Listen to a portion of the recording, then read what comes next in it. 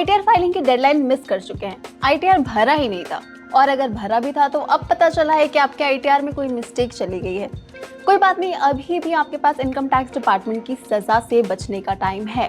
अभी आपके पास revised ITR और बिलेटेड आईटीआर का हथियार है।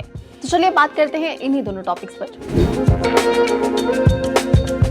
बात पहले बिलेटेड आईटीआर की कर लेते हैं। जो लोग आईटीआर फाइल नहीं करते हैं डेडलाइन तक, उनके पास 31 दिसंबर तक टाइम होता है कि वो अपना आईटीआर फाइल कर लें। इसे बिलेटेड आईटीआर कहते हैं या लेट रिटर्न कहते हैं। बट ऑफ कोर्स आपको इसके लिए जुर्माना देना होता है। अब गलती की है तो भरपाई तो करनी पड़ेगी। पेनल्टी आपके इनकम के हिसाब से तय होगी। एग्जेम्प्टेड हैं तो 0, 5 लाख से कम इनकम पर 1000 रुपए और इसके ऊपर 5000 का जुर्माना भरना होगा।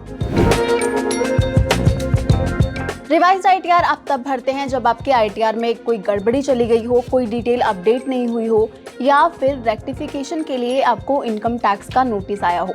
रिवाइज्ड आईटीआर भी आप 31 दिसंबर तक भर सकते हैं। रिवाइज्ड रिटर्न सेक्शन 139(5) के अंडर फाइल होता है।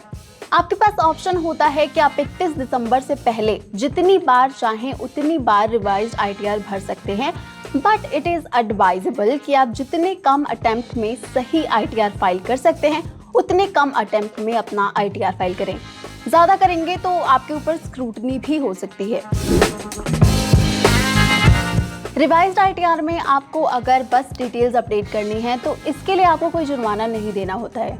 लेकिन अगर आप इनकम बढ़ाकर दिखा रहे हैं तो इस पर आपको टैक्स तो भरना ही होगा। वहीं इस पर जो ब्याज बना है वो भी भरना होगा। मान लीजिए कि आपने अपना इनकम टैक्स रिटर्न सबमिट कर दिया था भर के, लेकिन उसे वेरीफाई नहीं किया था अभी। लेकिन अब आपको पता चला कि उसमें कुछ गड़बड़ी निकल आई है, तो अब क्या आप रिवाइज्ड आईटीआर फाइल कर सकते हैं बिना वेरिफिकेशन के? एक्चुअली नो, समझिए इसे। जब तक आप सबमिटेड आईटीआर को वेरीफाई नहीं करेंगे तब तक आप रिवाइज्ड आईटीआर नहीं भर सकते। और अगर आप सोच रहे हैं कि इस आईटीआर को रहने देते हैं, फ्रेश आईटीआर भर लेते हैं, तो वो भी नहीं हो पाएगा। आपको ये सबमिटेड आईटीआर भरकर वेरीफाई करना होगा पहले, और फिर उसके बाद रिवाइज्ड आईटीआर भरना होगा। अब रिवाइज्ड आईटीआर भरने का प्रोसेस सेम ही है जैसे कि आप नॉर्मल आईटीआर भरते हैं।